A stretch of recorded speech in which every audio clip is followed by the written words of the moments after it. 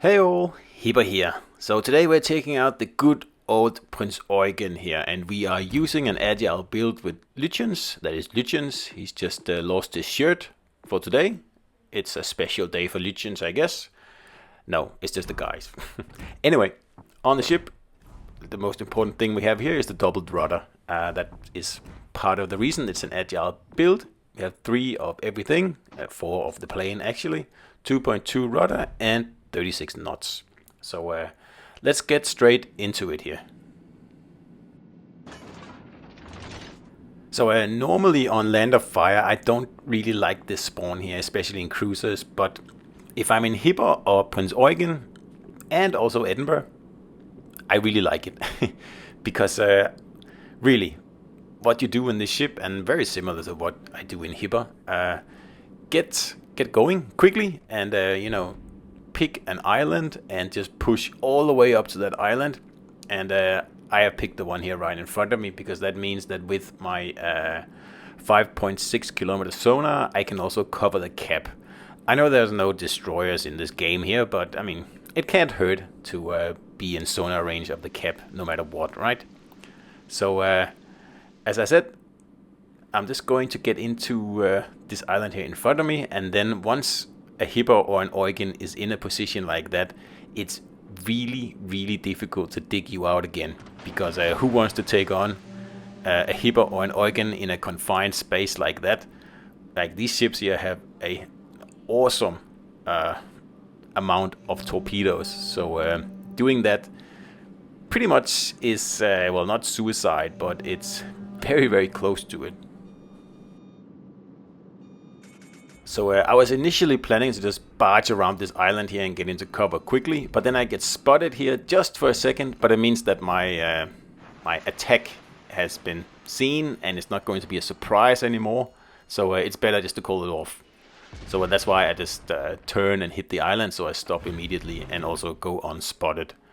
But now the Reds are aware that I'm over on this flank here, so obviously they are going to be a little bit concerned about that, because we are actually setting up quite a good crossfire here. I'm all the way out on the flank, and the battleship is far away from me. And if the blue cruiser just, didn't go behind the island, we would actually have a pretty good crossfire set up here, and the battleship is just too far away to be relevant, which is like usual. So I'm just going to play this out and wait a little bit. So you can see the Flander there, he's going for me, because I'm the closest ship, and they want to shoot something, and the other 2 guys, they're just, yeah, well, they're pretty timid. So I'm going to take the brunt of it here, and that's fine. I'm just going to wait for these guys here to come and attack me, because, like I said, there's no destroyers in this battle here, so there's really no rush to get to the cap first, because I tend to get to the cap first so I can intercept the destroyers, because I kind of know that in the beginning of the first few minutes of the battle, the destroyers are very likely to go for the caps, and if I can intercept them there and take them out, then that's a really good start to the game. But without any destroyers, then there's really no reason to go all in.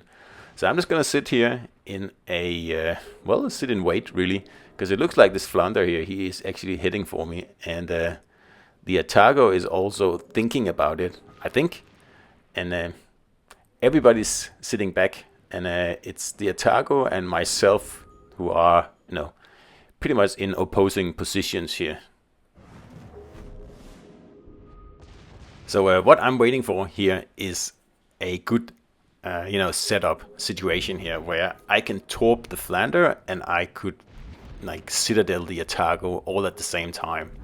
And as you can see, the Reds aren't pushing on this flank here, so there is no reason for me to do anything hasty. And the Flander is coming straight at me, so the closer he gets to me, well, the better it is, because I can just pop out with my torps and eliminate him. And I mean, the less time I have out in the open where I can get shot at, well, the better for me. So again, it looks like he is just going to go all in, and like I said, that's just what I'm waiting for. As soon as he's about 2 kilometers, that's where I'm going to head in. So I was kind of hoping I could citadel the Atago here and take him out of the battle and then torp the Flander, but it didn't really work out that way. But we're going to get some very nice torp hits on the Flanders here, and he doesn't die completely, which is a problem with Eugen and Hipper here. If you have full health battleships, it's hard to take them out with just 2 torpedo salvos on one side. You need a third, really.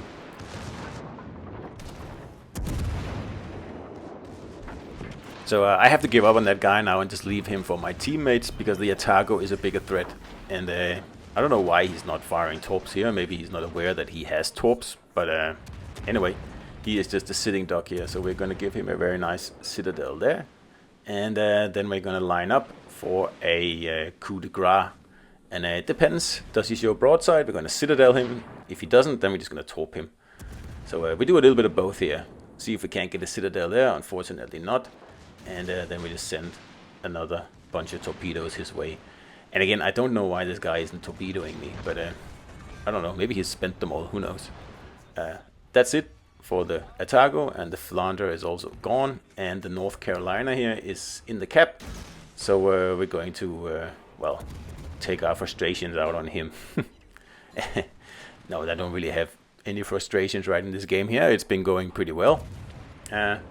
So this is a tier 6, so we can just totally bully this guy here. So I'm just going to pretty much follow him into the cap and see what, you know, mischief I can get up to in there.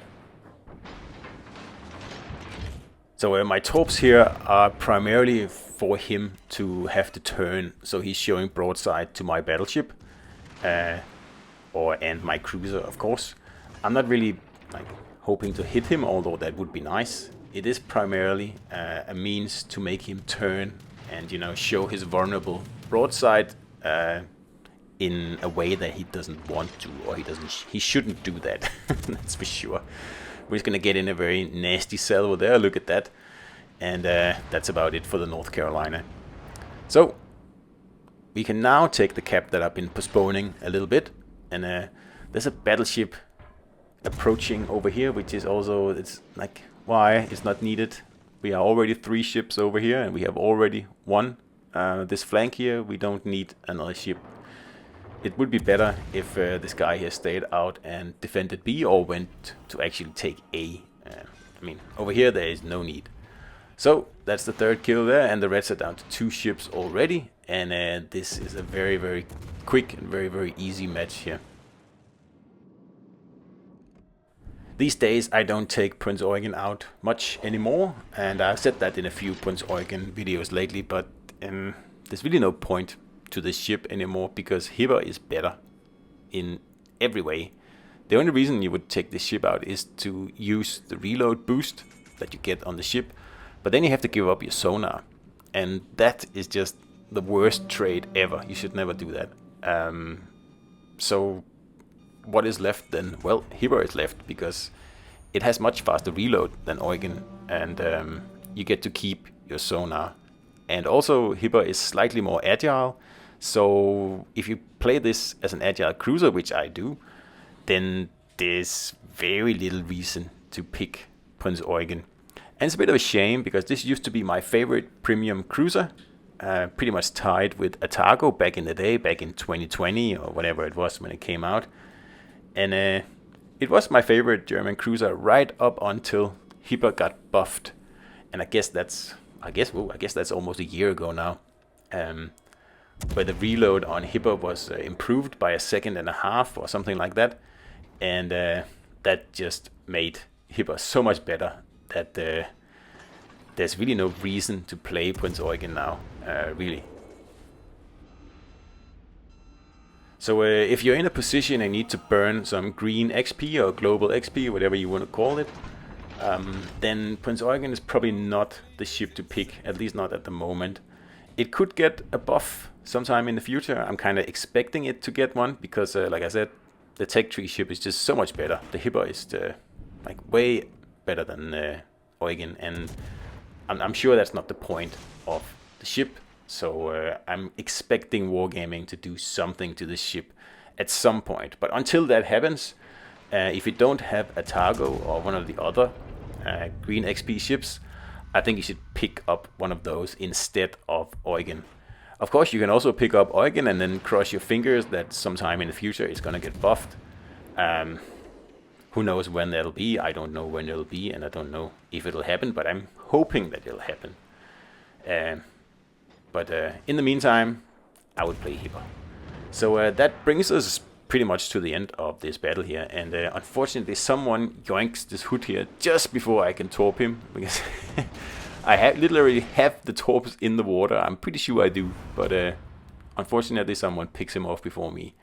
Anyway, that was a Prinz Eugen battle here, and did pretty well, and good fun. So hope you enjoyed the video here, guys, and I'll see you out there.